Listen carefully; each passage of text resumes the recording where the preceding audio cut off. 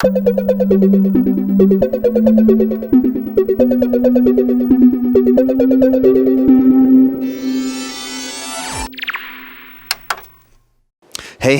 it's episode 2 of the Gaming Memories podcast, where I, Cade Call, your friendly neighborhood failed musician and JRPG connoisseur, interview people you've probably never heard of but are actually really dope in regards to their favorite gaming memories growing up.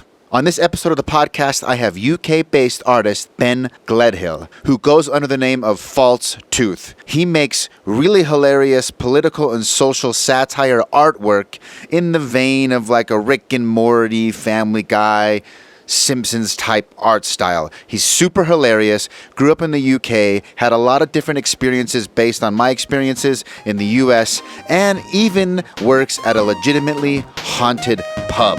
I had a great time talking to him. I hope you guys enjoy the show.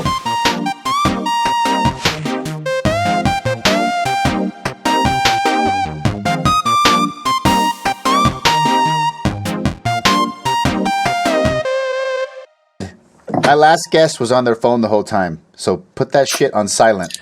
Oh yeah, don't worry. I put it on airplane mode. I've turned the Wi-Fi off and everything. Nice. All right, we're recording. Welcome to the podcast, Ben Gledhill. I know you as Vanilla Squilla, an artist. You did a bunch did a bunch of artwork for me when I was doing Damson and Roboclip and making a bunch of music. That's how I met you. You're still doing art though. I'm following your Instagram. You're posting art pretty much every day. Yeah, I'm trying to. I went through because I'm starting up my own screen printing business and stuff. So that kind of the art took a back seat for a bit, and then I got sick, and then I adopted a puppy, and then just the past few days I've managed to get back into art. But yeah, I'm if I can shamelessly plug myself, absolutely, that's the point. It's a False Tooth on Instagram. I just have an Instagram page at the moment. But it's false_tooth. Yeah, that's it. Just do lowbrow art, which is kind of just like cartoons, adult cartoons and stuff. Yeah, it's just good fun. So it's what would you call the style? It's sort of like simple, like line art, like what's the word? Like I don't know, like a TV animation, like Rick and Morty. Rick and Morty style. A lot of people kind of compare it to that, so I would happily take that. I take that as a compliment. So, who wouldn't? Yeah. Rick and Morty is shit for a reason. There's a reason why everybody loves it. I know, right? And plus, they've just announced, not just announced season 4, but they've released a bunch of screenshots from it, and the new art, like it's not a new art style, but it's definitely been tweaked a bit. It looks gorgeous. You like it? Especially like the backgrounds and stuff. Massive, yeah. Yeah, some people have been bitching about it, but anytime you change anything with a fan base like that, it's bound to happen. Yeah. There's always going to be people bitching about stuff. It's cool. Let them bitch. It's fine. All right, well, let's start. So we always start off with your very, dig as far back as you can. The very first time you saw a video game, and if you can remember what you felt like. What was it? How old were you? Where were you? Etc. All right. Okay. So considering I was born in 1995, January the 1st, New Year's morning. So I think when I saw my first video game on a computer, it was at the what was it, like the Millennium? It was at the Millennium Party, 2000, when 2000 hit, and we were at my family friend's house. And their son, who's a little bit older than me, was at his PC that night, and he was playing Age of Empires, the first Age of Empires, and that was the first time that I'd seen anything like that. Oh, shit. Yeah, I was just like, it was amazing. It blew my mind, and I was like, whoa, oh my god, this is so cool. I had no fucking clue what was going on, obviously. I was so young, I didn't know what was going on, but it piqued my interest, and that's the first video game I can remember seeing. That's definitely a fairly complicated video game for someone that age to see. There's no wonder you have no idea what's going on. Yeah. You're the first person that said that. Most people, you're a little bit younger than most of the guests so far. Most people, it's been some sort of NES game. But yes, I thought that might be the case. But yeah, I definitely have some memories of, I think, oh man, I don't want to get it wrong because I was so young, but like probably like Goldeneye and stuff. Was that?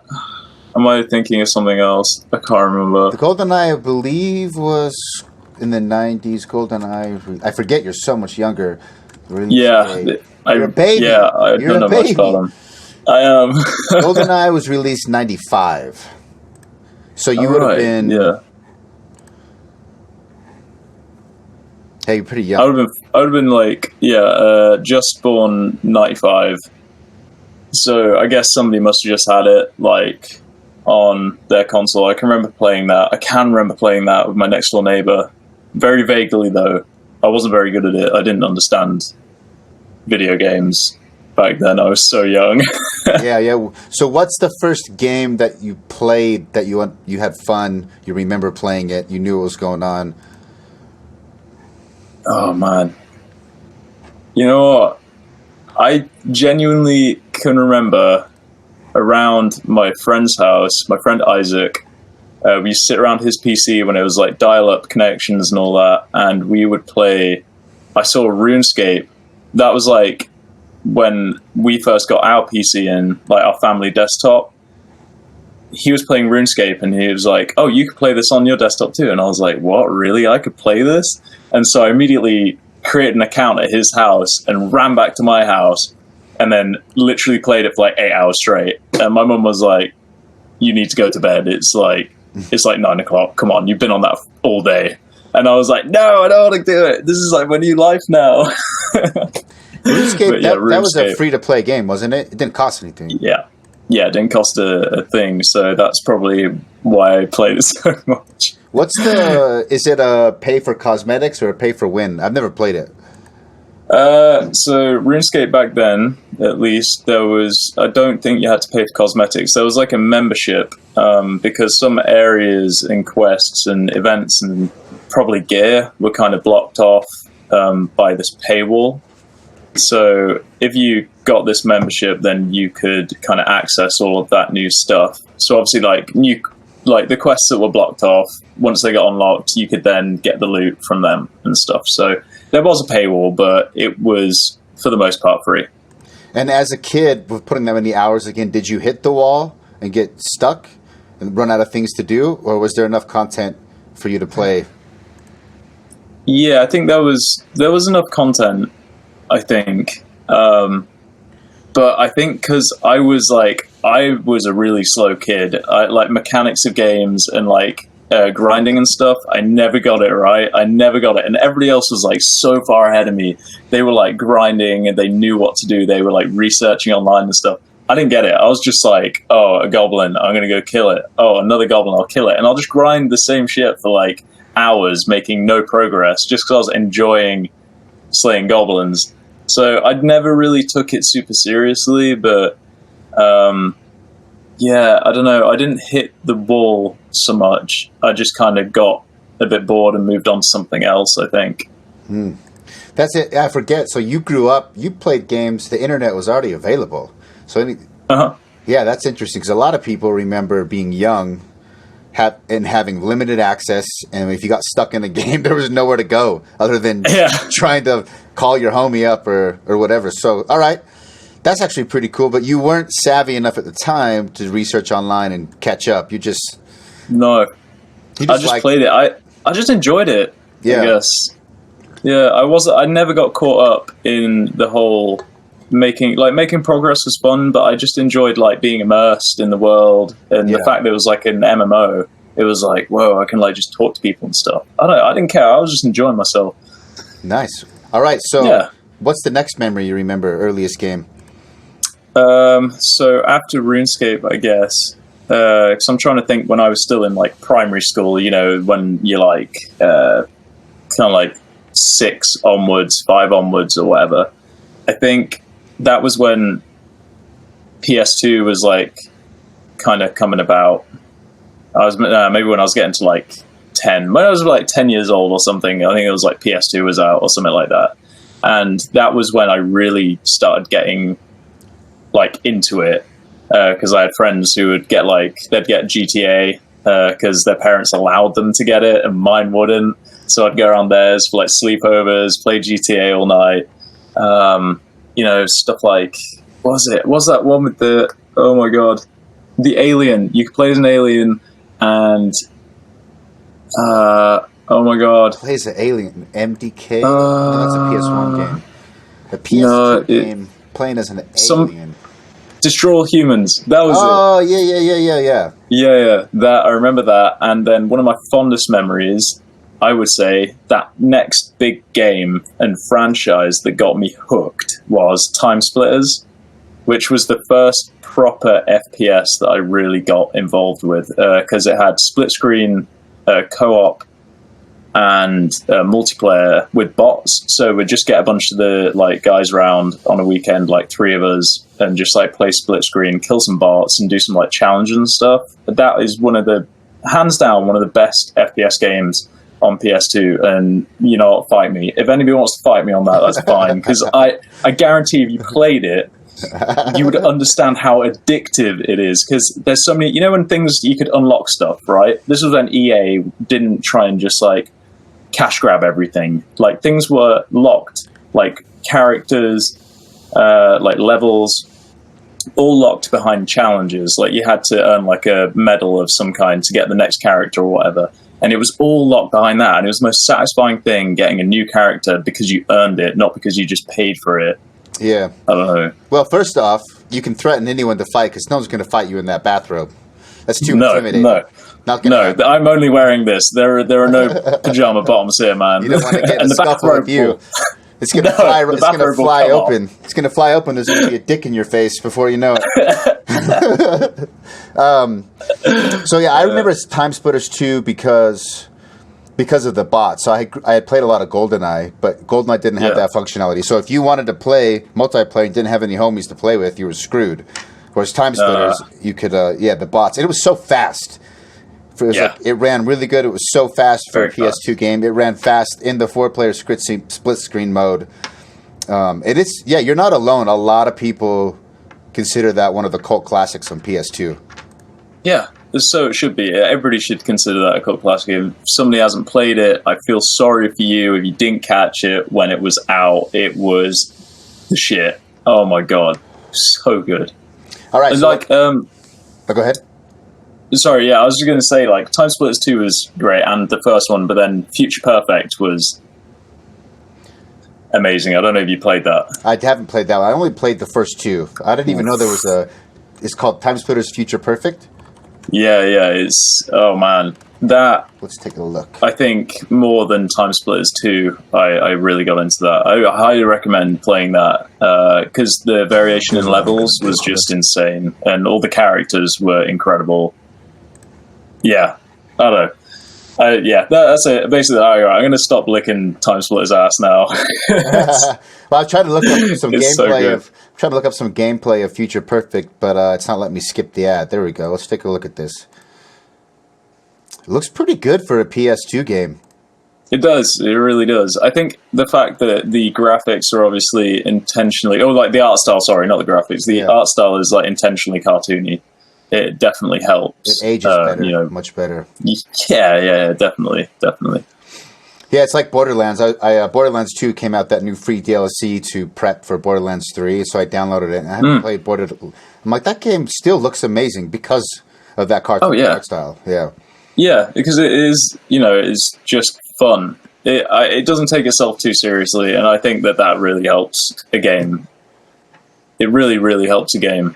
If it's not taking itself too seriously and the art style matches that. I saw you peeking at your phone, by the way. I caught that. No, it was really creepy. My headphones, another pair of headphones, fell off this pile of laundry and it scared the shit out of me. So, do you believe in ghosts? Are you haunted?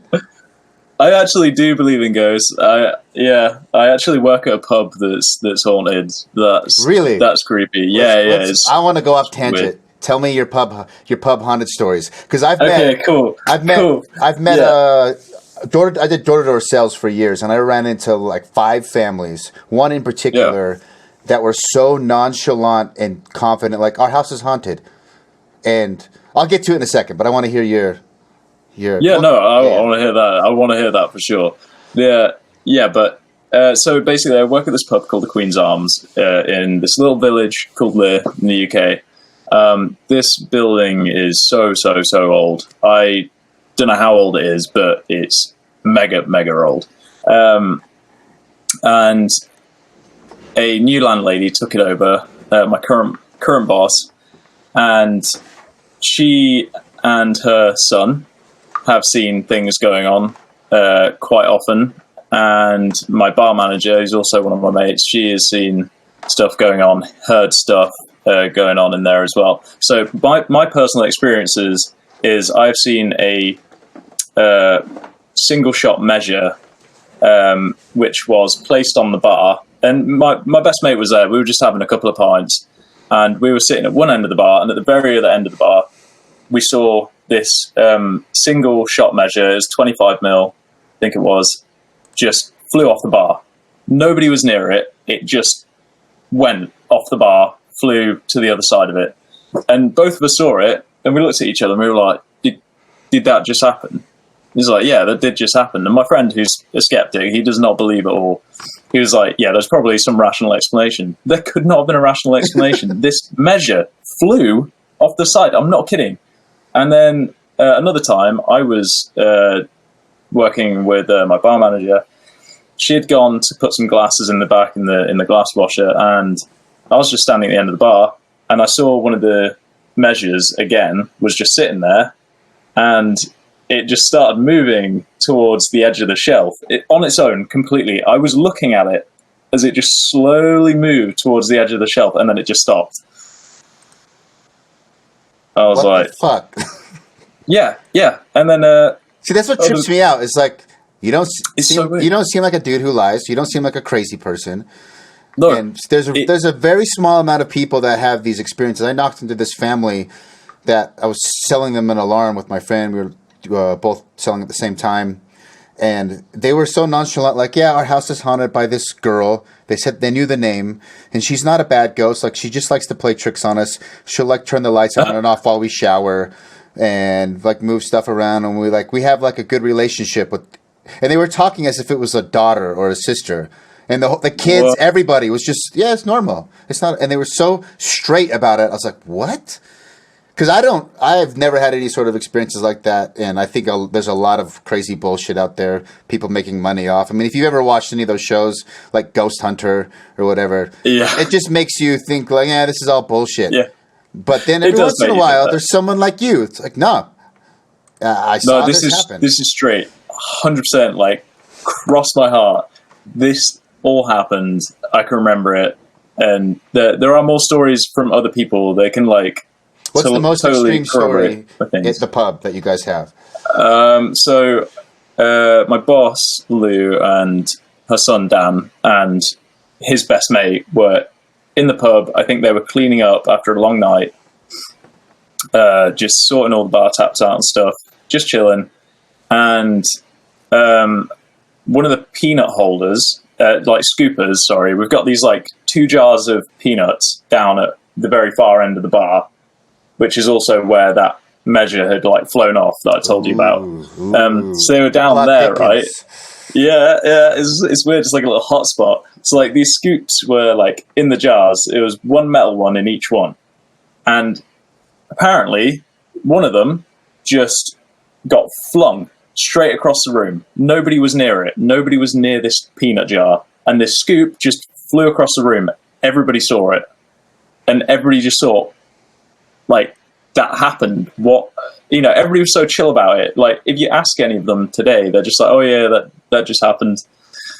So like, just standard, really. There's been more, I think. Like, people heard footsteps behind them coming from the kitchen out into the bar area, and they turn around and there was nobody there.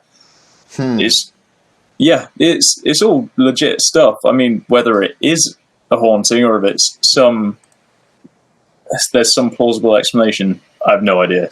So yeah, the phenomena happens. It could be ghosts, or it could be some quantum entanglement dimension bullshit that maybe that would be ghosts. Who knows? But there's no story of like someone getting possessed and murdering rats and eating their intestines or some As far as we know, no. It's just old as hell. Yeah, let's dive into. So after Timesplitters, is the next game you remember PS2 or going on to a big memory? Good times.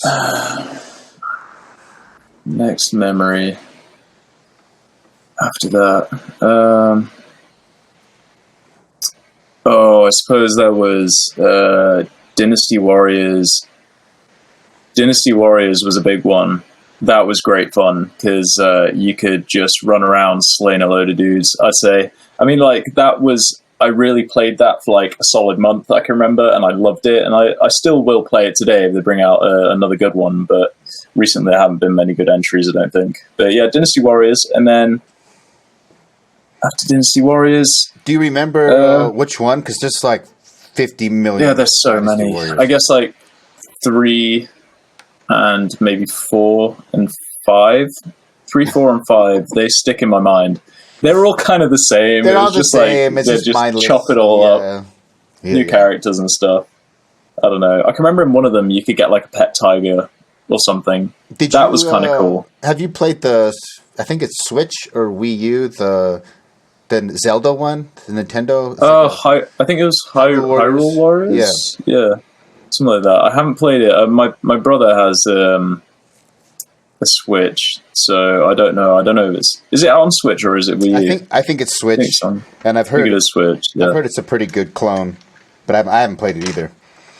No, it's cool. I mean, like the universe is really cool, and if they have the same mechanics, then yeah, why not? And obviously the Switch will run well. So yeah. All right. What's after cool. Dynasty Warriors? Dynasty Warriors after that. Man, you see, this is where it kind of blends into like Xbox territory for me, because there was a bunch of PS2 games that I just played forever, and obviously like, oh my god, how did I forget that? Simpsons Hit and Run. Simpsons Hit and Run. Oh, really? Wow, what a game! That was so good. You're the first person that's brought that game up, for sure. Yeah. I almost totally forgot about that. That played a massive part in my childhood. I loved that game. That was really fun. It was like GTA for kids whose parents were like, nah, you're not having GTA, you're not allowed that. But instead you could run around as Homer Simpson and just run people over and like kick people anyway. So it was like, that's fine. It was basically the same thing, but just no gore, basically.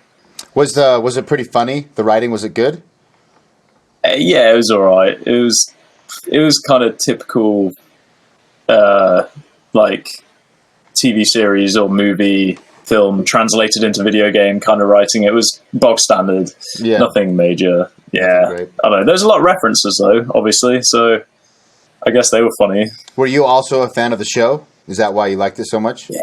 Yeah. Simpsons, up until recently, it was always a great show. And I think I speak on everybody's behalf. Everybody loved it up until probably a certain point when I think people just got a bit bored of it. It's interesting that, so your parents wouldn't let you play GTA, which mine didn't either. I had it originally, and then they saw like a news story on the news about how GTA let you fuck hookers and get held back in the car. Which to be fair, if I had a child that was, whatever I was, 13, 14, I could see why my parents, but they also wouldn't let me watch The Simpsons. Simpsons was kind of taboo. So I thought interesting. Your mom wasn't cool with GTA, but she was cool with Simpsons, sounds like. Yeah. That might be, I feel like that might be like an American thing though. I feel like back then, definitely in America, you guys are probably parents were a lot more sensitive to that kind of stuff, whereas in Britain, we're a lot more, our sense of humor is a lot more dry, and I don't know, I feel like our parents are less coddling from a certain age, and we just get brought onto the hard stuff fairly early, as opposed to in the US. I also think I don't know. It seems like the US, I mean, I also grew up in a super religious community, which makes it even more strict.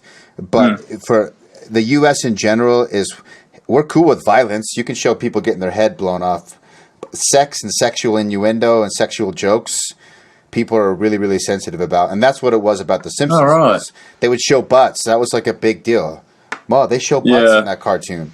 They have sexual innuendo jokes, and that was a no. But you can... And it wasn't even running and murdering people in GTA. It was the prostitute sex. That was the main thing. Yeah. See, that's it. I think a lot of it is like, because obviously in the US, there's religion is a lot more. It's taken a lot more seriously over in the States. I think in the UK we kind of learn about it as kids, and then we realize how fucking awful life is, and we're like, you know what? God is either a terrible dude or he does not exist. So we're just like, fuck this. Yeah. So I feel that's probably why. Yeah, that makes sense. Makes sense, yeah. All right, so after Hit and Run, any other PS2 games that you might forget before we move on? Oh, man. All right, okay. I'm going to try and drag them out. Let's think.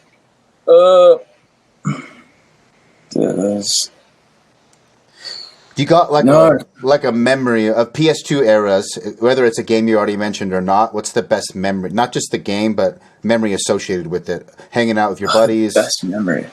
The funnest gaming experience, I guess, during this era. I guess my favorite. Yeah, I couldn't remember, and I think it brings me back to Timesplitters again. I know I seem like obsessed with it, but I genuinely had the best times with it. Everybody has their goats in gaming. I definitely have mine, and I will preach them and fight people in a bathrobe about it as well. Yes, exactly. You gotta. It was. I would say. Best memories is when it was the summer holidays, and I would go around my friend's house. It's called Harry. He had like a nice big living room, separate to his parents. He had a big house, so it was like they had a living room, and then his parents had like a living room. So we would just get this like one living room to ourselves, and there'd be like four of us just playing split screen Timesplitters 2, I think. And we'd just like play that all day, and there'd be like sun coming in through the room. We'd all have like cans of soda and like snacks, and it's just like, it was the good old days. Yeah, you know. Yeah, but yeah. How about you? What was what do you say your best memory was? Like best ever. Best ever memory. Yeah. Whew. I'll stick to narrow it down. I'll stick to PS2, just because that's what we're talking about. Probably I got Final Fantasy X for Christmas. Oh yeah, you're big into that, aren't you? Yeah, I'm big into those games. And I also got the new Incubus CD, Morning View. And I got lucky because as soon as my dad was super anal about music. He tried to be a rock star. He was like, they're super religious. And then on top of that, my dad had a rock star phase where he lived wet and wild for a while. And then he became religious, and so that was sort of like a taboo time, and he was really anal about the kind of music I was into because he didn't want me to do it either. Right. And so I asked for the Incubus CD. They gave it to me. My dad was like, give it to me. I want to read the lyrics first. And so I had this moment. Man. I had this moment. I was like, fuck. Like, if there's one, because they swore in the other CDs. I'm like, if there's like some swear words in here, my Christmas present is doomed. Like, I'm not getting it. But he actually read through it, and he was just like, it's just him bitching about having a breakup. Probably didn't say bitching, but it's like, it just sounds like a guy whining about relationship problems. So whatever, I don't care. You can listen to him. Like, yes. Emotional trauma, that's Emotional trauma, no big deal, as long as he doesn't say the fuck word. So I played that game over Christmas break on mute, which is a shame because the game has a great soundtrack, which I've got into later. But I just listened to that Incubus CD on repeat. There's no streaming, no internet. So you have what CDs you have. You had no money. So it's like, there's a little bit before. Once burning CDs came, I had a massive CD collection. But before then, it was whatever you could get your hands on. And I listened to that album on repeat for essentially the whole 40 hours it took to beat that game. And I know every lyric to that album to this day just because of that experience. I bet. Yeah, it's pretty good.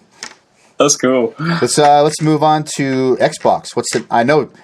Let me guess. You're going to say Halo because of Timesplitters. Yeah. And everybody, that's the one comment. Everybody brings up Halo, which is, evidence of how much of a worldwide cultural phenomenon that game was. 100%. Yeah, there's no denying it. I mean, Halo is Halo.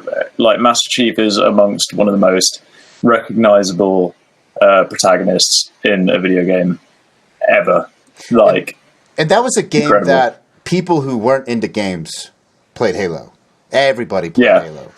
Yeah, it's like FIFA nowadays, apart from it was an FPS. No one plays FIFA. What are you talking about? Nobody. Some people play it. Nobody plays FIFA. I know people who play FIFA, and yeah, I find it hard to believe as well. But it's kind of like... I believe FIFA your ghost FPS. story more than I believe people play FIFA. Yeah, no, to be fair, I don't blame you. It's just like no one gives a shit about soccer or football. No, nobody gives a fuck about soccer. You guys do. Yeah. You guys like it. I don't give a shit about it. Really? I think it's boring. I was more of a rugby. I was brought up on rugby, but I don't give a shit about that now anymore. I just assume Europeans are all into soccer. I'm racist. I'm Euro racist, whatever you call that. To be fair, you're not wrong. You're not wrong at all. You're right. All right, so Halo, talk to me about, it's the first time, because everyone talks about this, so to get kind of extract different things about the game from different people. Obviously, when you first played it, how it felt, single player versus multiplayer, and then when we get to multiplayer, your favorite map, your favorite game, like the favorite multiplayer, the craziest thing, maybe your friend broke the TV out of anger, or someone got in a fight, whatever. Your best multiplayer experience from Halo. Oh, man. Yeah. Okay, cool. So yeah, I guess multiplayer experience-wise, I've got to say, although we played a lot of the like standard like death matches, team death matches and stuff, one of my favorite experiences to play, and it wasn't even like with like people on the internet, it was just my friends and like local multiplayer, was the zombie mode. Which I can't remember what it's called. Halo 3? Was there a zombie mode? Yeah, it's Halo 3. Sorry, yeah, this is like 360, I guess. Yeah, sorry. All right, we're talking about the original Halo. No, it's fine. We can just do Halo, the franchise in general. Finish all right, cool. Well, yeah, I guess multiplayer-wise, I guess the zombie mode, which I can't remember what it was called, but it was basically like, I think one player had like higher speeds and an energy sword or something, and once they hit you, you would turn into that as well, so then you'd like try and infect each other. Last man standing wins, right? Yeah, exactly, yeah, and the last man standing was like super powerful, like really fast and stuff, because he had to like compete against a bunch of these zombies. That was just amazing fun, because like it was just like ruthless, raw, like everybody was like screaming at each other in the room, and you're just like all giving each other shit. But at the end of it, you're like, whoever wins, and you're like, all right, fair enough. I think that Fuck you, but fair enough. I think that was my memory is probably not right, but the first sort of asymmetrical mainstream multiplayer FPS. I know there was some PC games that experimented with it, but usually multiplayer FPS is like you have your classes, but it's balanced. Whereas you have these zombies and one character is asymmetrically powerful, and they played that out. Did you ever play? It had like the monster Evolve. Oh, I watched some footage on it. Yeah, it looked kind of cool, but I know that it fell off pretty quick. It flopped pretty hard. It had a lot of hype, but just the idea of like Halo implemented that idea of it. Like, it's not everyone's balanced. You have someone who's super strong against multiple weak enemies, and that's how Evolve was. One person plays this giant monster versus 4 other people who have classes. And I think Halo's the only one that did that, and they did it well. I know that zombie mode. Yeah, the only one. Yeah, no, it was great. It really was great. Like, I don't know, it was just like so intense. That was the main thing. I think when it was a really short match, like, and it was just super intense, super fun. Everybody was having a good time or a bad time, depending on how you're doing. I don't know. Yeah, that was good. Yeah. Sweet. All right, outside of Halo, what else in the Xbox 360 era? Perfect Dark Zero, gotta say. I never played that. That was pretty cool. Yeah, I think it might have blown under a lot of people's radars because of Halo. I think genuinely I have this feeling that Halo just like took over the FPS scene on Xbox for like an amount of time. But Perfect Dark Zero is really fun. I can't really say too much about it because the mechanics were like pretty bog standard. I think from what I can remember, I can just remember having a lot of fun with it, and that alongside Halo was great fun. What about it made it stand out that you liked so much about it? The story or the gameplay? I don't know. We only really ever played multiplayer, but I think it was the gameplay. I can remember sniping a lot, and I remember being okay at sniping for once in my life. So I think that might have been like, it was those like satisfying like headshots or something. Maybe, I don't know. But yeah, and so yeah, in Halo, cool. You weren't a successful sniper. Sounds like. No, not really. What are you? Not really. What was your main go-to in Halo? The sniper.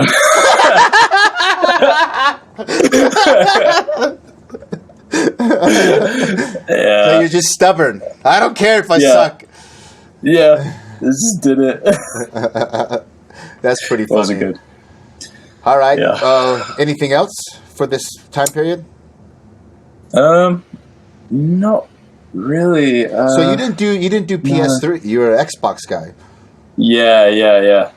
No, I went from PS2 straight to Xbox 360, and I thought I was going to be an Xbox boy forever, but changed to PS4 after that. So if you can remember, what convinced you to make the jump, switching platforms? I think it was honestly, I think it was Halo. I think it was just the fact that we had so much fun playing Halo together. It just made me think. It just made me associate Xbox with like this sociable side of gaming that I had always loved, like this like couch multiplayer, couch co-op thing. I just loved it, so I just associated with that and just bought an Xbox and Xbox 360. Sorry, yeah. It seems like everything you've said is basically based around multiplayers. You're not really much of a single player gamer. Yeah, I wasn't. I definitely wasn't. I think once I got older, I kind of started to appreciate things, but that's only recently. Like, I think the first single player game that I really got into was probably like Oblivion, the Elder Scrolls. That's pretty good, though. Yeah, it was a good game. Yeah, I'd never experienced anything like that before. That blew my mind. I can remember that truly getting me into RPGs and thinking, oh my god, like I can literally make my own character and like do whatever I want and be whoever I want in the video game. And that was when I really got into like, I started appreciating like nerdier things. Yeah, definitely. Because before that I was like, oh, I just want to like shoot people. And then I was like, I want to immerse myself for like 12 hours at a time and be a dark elf. Like I want to be this little elf man. Like it just ruled my life for a bit. Oblivion did. It was good. Did you end up doing Skyrim then because of that? Yeah, definitely. Yeah. What's better, Skyrim or Oblivion? Oh man.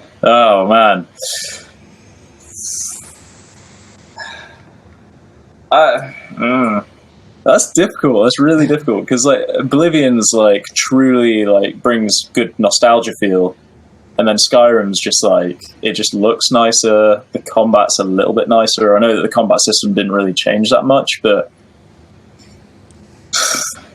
I gotta say Oblivion just purely because the universe was more interesting, whereas Skyrim was definitely not as interesting. Like the quests were so fun in Oblivion. Like all the guilds and stuff, they were so much better than in Skyrim. Skyrim had the most fucking boring quest lines ever. I'm sorry, but it did.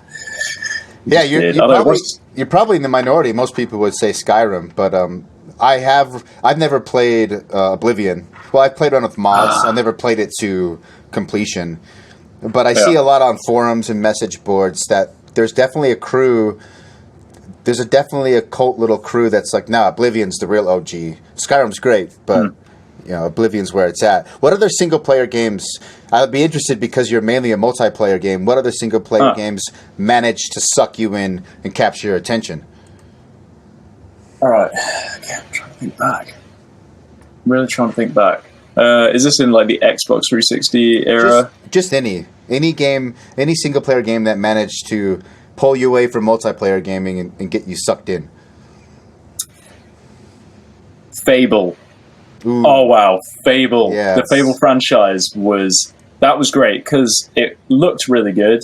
The art style, it was charming in like all the writing and stuff. The writing was just like charming above all else. It had a real good like character and personality about the game because it was like the writing, the art style, the soundtrack, the universe, everything just like came together as this like cohesive little like charming package, and it was just beautifully done. It was great fun, and the combat and mechanics and stuff, they were good too. So yeah, all round amazing game.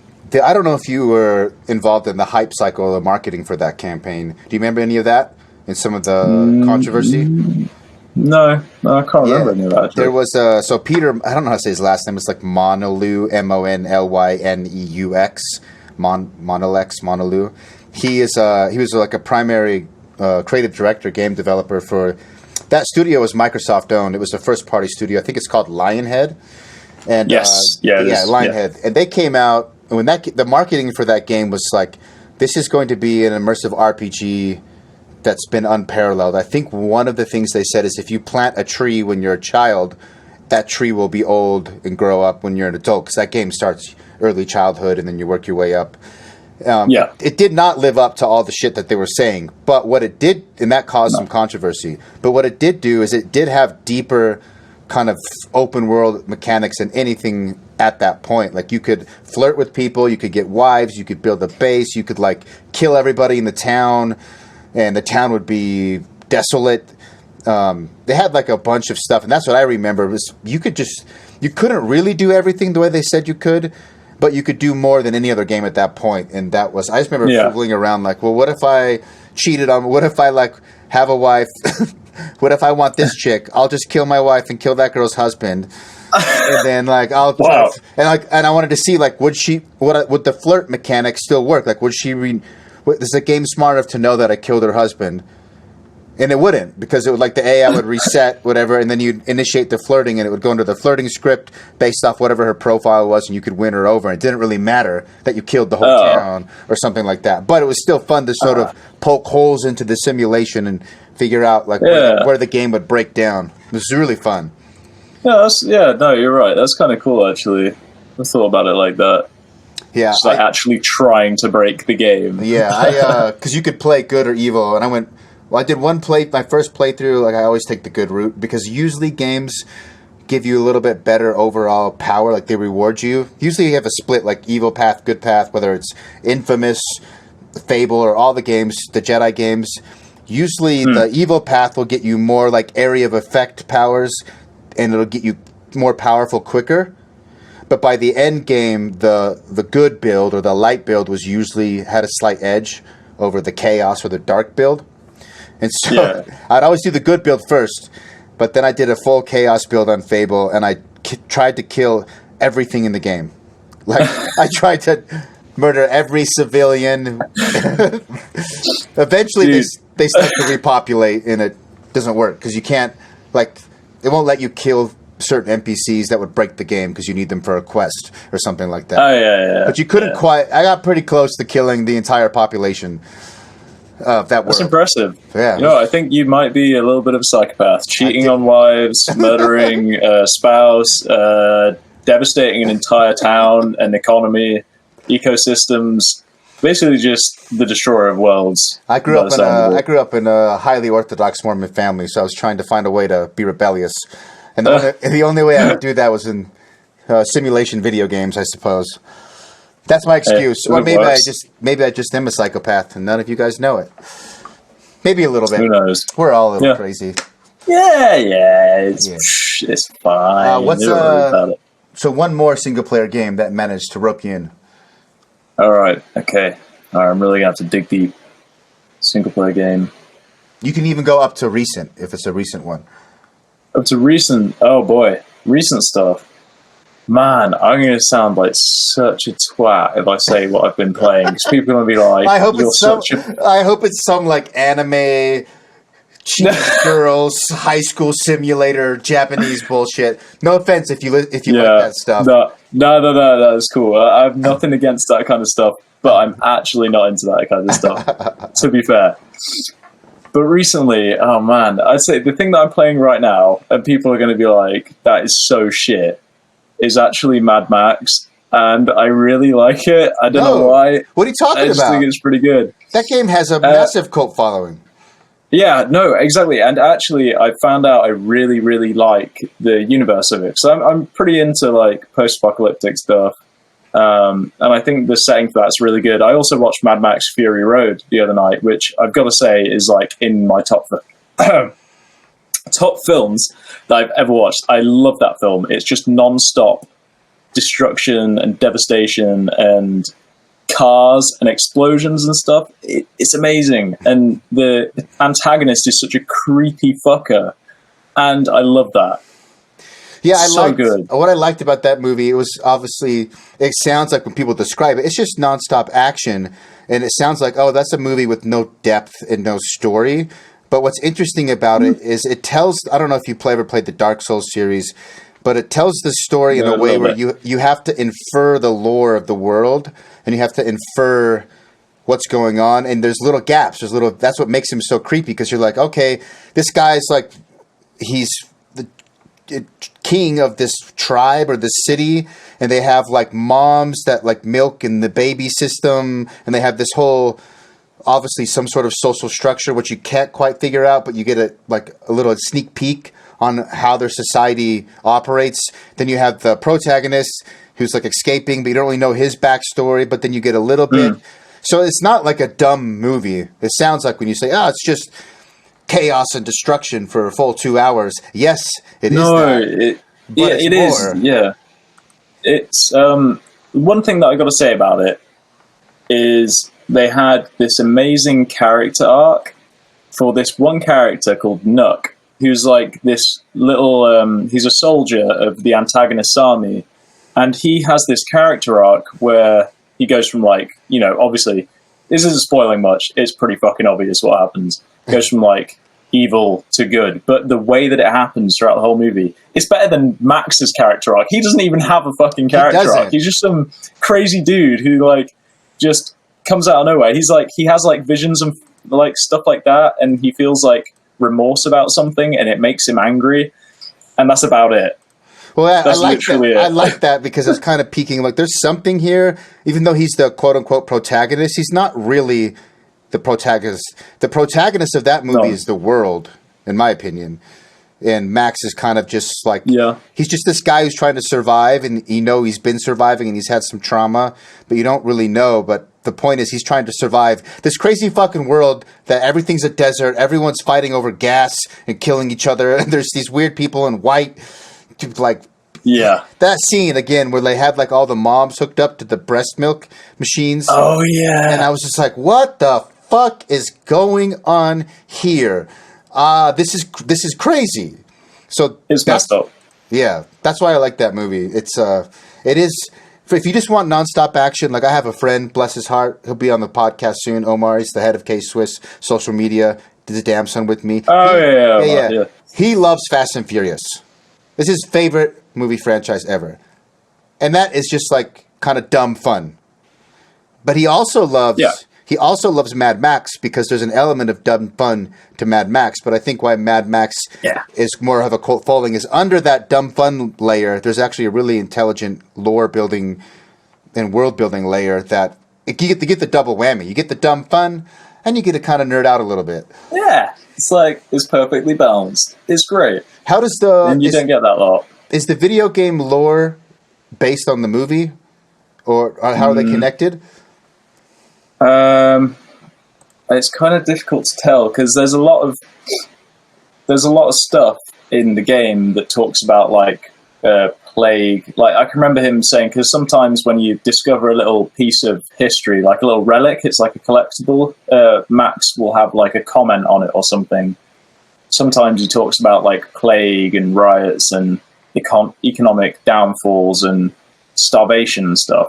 But then in the film, it doesn't really, I don't think it went too much into it. No. So, I don't know, it's kind of difficult to tell. I know there's also comics as well, so there's probably a bunch of stuff. I'm pretty sure it's all canon. I think. Well, so what about the game? Because I've actually I have another friend who's talked to me about it. He's going to come on the podcast. That's one of his favorite open world games of all time.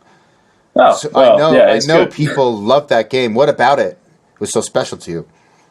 Well, for one, just the fact that your main weapon almost is the magnum opus, the car that you're building with your buddy Chumbucket. The little hunchback guy, yeah. Yeah, and he's almost part of the car, really. I mean, it's his like love child, like his brainchild.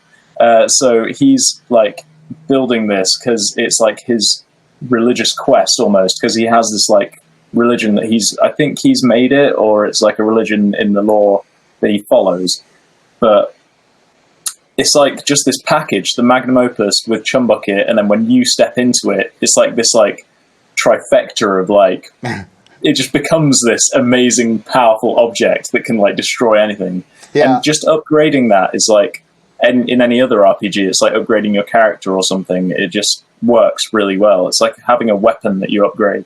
It's for cool. the whole game. Yeah, I haven't beaten that game. I played through like a few hours, but I liked how he rides with you, and then you can use him to fix it. Like, oh, that makes a sense for like getting the health back to your car. Is actually, it's not just some mechanic. It's actually tied to how the world works, because you have the sidekick guy who's crazy. I inferred that it was just some made up religion he made himself to sort of cope and get by. Or I'm not sure where he picked it up. Yeah, but yeah, he's this crazy, almost like Gollum hunchback, like the mix between he's the mix between the hunchback guy in 300 and Gollum from Lord of the Rings. Yes, and he worships your car. That. Yeah, it's a pretty cool character. I could see why. It definitely, I like that idea. I need to go back and finish that game, because you are the third person who's recommended it to me. All right, no, I go for it. It gets better as it goes along, I would say. Just make sure you power through that first region. It's like a first level. And then once you get into the second and third region, I just made it to the third region. It's just getting more deep and interesting. So I recommend it. Yeah. All right, let's wrap this up. One last, if you could pick either an existing memory you've talked about or just the best gaming memory, the best time you've ever had playing games. What's the GOAT? Okay. What is the GOAT? The GOAT. All right. It's on Minecraft, all right? So. Minecraft, man, it's got to be. But again, it's like a social thing, right? So me and some of the guys, this was in school, I think, when I was like 17. We're all 17 in the same year at school. And we would rent out a server every year. We've been doing it for about 3 years with the same guys. Sometimes some other people would get it and join us. But basically, it was when they added an end game to it. Well, not an end game, like an ending where there was like this dragon that you would kill at the end of it. And we were all on it all day trying to find this like portal to get to the Nether, which is where this dragon is that you can kill. But we were really struggling to get the means of finding this portal. And so we stayed on till like 2 a.m. or something. And one of my friends had a glitch in his computer, and he was able to see through the map. And he saw, just purely by chance, we'd been wandering for like an hour in one direction. He just looked down, and the portal was there. This one portal was just sitting there underneath the ground. And we were like, well, we didn't mean to do it, so let's go and get it. Anyway, our nemesis, who was one of the guys at school, he had found it as well. And he had a chest of like diamond armor, all the best shit, down there, ready to go in by himself and kill this dragon. Yeah. So you stole it. He was ready. Yeah. So he had logged off for the night, just out of chance, and we'd found it. So he had logged off, and we were like, we need to do this. We need to do this before Ed does this. So we literally all nicked all of his stuff. We took all of his stuff, got into the portal, and had this epic battle with this dragon, and we killed it. And at the end, a little egg spawns, right, on this little like plinth. And so we actually got in front of the egg, had a group photo in front of the egg. And then we got into, I think it must have just been a school week. Yeah, we got into school the next day. with the photo, and we showed it to Ed, and he went fucking ape shit. he was not happy. So we all remember that as like our penultimate, like that was the last time that all of us were together, because it was kind of like towards the end of school, and it was like the last time that we had this like amazing gaming session that was like the gaming session of all sessions, and it was just great fun, and I really miss it, and now I really want to play Minecraft. So it was like a spoiler alert, the end of Stranger Things. Like it was time to everyone was going to move on and go to different parts of their life, and it was the last time everyone got together, and obviously you clowned on your boy, stole his shit, took a group photo. I like it. That's a great story. Those are exactly the kind of things I want to extract out of people. Yeah, it was great. It was great. Well, let's end it with that. Tell everyone again where they can find your shit online. Oh, yeah. So my illustrations and stuff, it's only on Instagram at the moment. You can find them under @false_tooth on Instagram. And that's it. I don't know where to go with that. Yeah, that's it. Awesome, man. Appreciate your time. I'm going to hit the stop button on the recording. And that is a wrap for episode 2. If you're listening to this, it means you listened to the entirety of the episode. And for that, I thank you from the bottom of my heart and my Sveti Balsack. Because let's be real, sitting for an hour and a half, 2 hours talking to someone, you're bound to sweat in no man's land. You do it too. Don't judge me. We're all human. Thanks for your patience with the audio quality. This was my first time recording a Skype conversation online. I have learned my lessons moving forward. They will all be much better in terms of audio quality. We got some great guests coming up. Make sure to like, subscribe, whatever. Tell your friends about the podcast. If you do that, like I mentioned on the first podcast, I will be your clingy ex that you can use and abuse for the rest of your life, because I just need your validation. I just need it, okay? Please give it to me. Have a good day. See you all later. Bye-bye.